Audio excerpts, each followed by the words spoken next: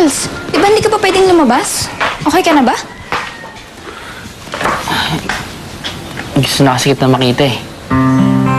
Nabalitaan ko kasi nakita na si Ma'am Lilian. Oo. Magkakasama na kami ulit. Ano mo, lahat ng iyak tsaka kaba ko dahil sa pag-alala sa kanya, pati sa'yo. Parang wala lang. Alam mo, napakabait ng Diyos kasi dinidig niya yung dasal ko na protektahan kayo. Catherine, anong naisip mo nung akala mo patay na ako? Madami. Mga bagay na gusto ko pa sanang gawin kung nandyan ka. Pero ayoko nang ibalik pa yun. Kasi iyak naman ako ng iyak nun eh. Pero hindi yung isa pang kinakatakutan ko. Yung mawalan ako ng mahal sa buhay. Isa na pala ako sa mga mahal mo sa buhay.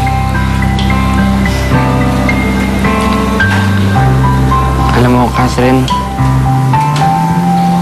dahil kang nasa listahan ng mga mahal ko sa buhay. Naalala mo nung pinag-iwalay tayo ni Mang Badong? Yung sinabi ko sa'yo, hindi ko na mababawi yun. Pero sana, Catherine. Charles, hindi mo na kailangang sabihin sana. Kasi hindi mo lang alam, matagal na kitang natanggap. Kasi mahal na mahal din kita.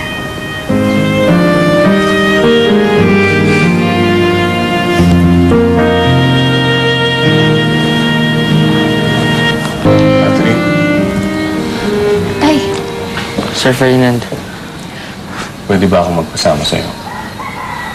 opo. Saan po ba tayo pupunta?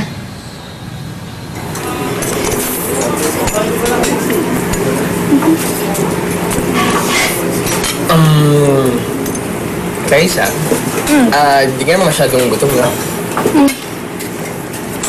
Pasensya ka na, ha? Nilakad ko lang kasi mula mansyon hanggang dito, eh. Ang layo, eh. Wala na akong pera. Nga pala. Sige, kainin mo na. Sa'yo na lahat, to. Okay.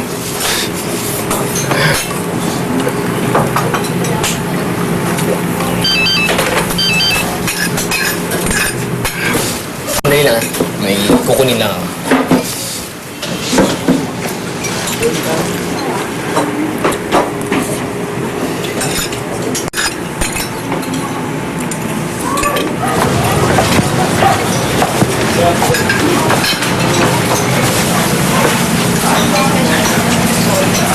Clarissa.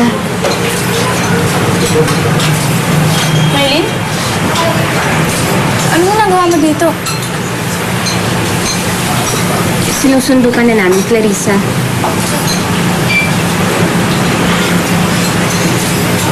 Okay na po ako dito. Okay na po ako la Jepoy.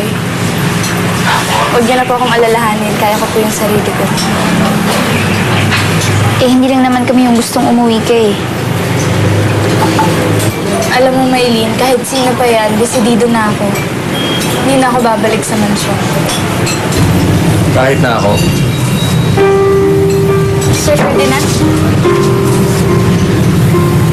Clarissa, kung ano man sana yung mga nagawa ko dati sa'yo, ano man yung mga nasabi ko, humihingi ako ng tawad. Sana patawarin mo. At kung pwede, sumama ka na sana sa amin, babalik sa bahay. Para makumpleto na tayo kapag simula tayo ng panibago. Kompleto naman na po kayo eh. Huwag niyo na po akong maglalahanin. Alam mo, Clarissa, iba pa rin kapag nandyan ka. Hindi mo man alam, pero parang anak na rin ang tuloy ko sa'yo.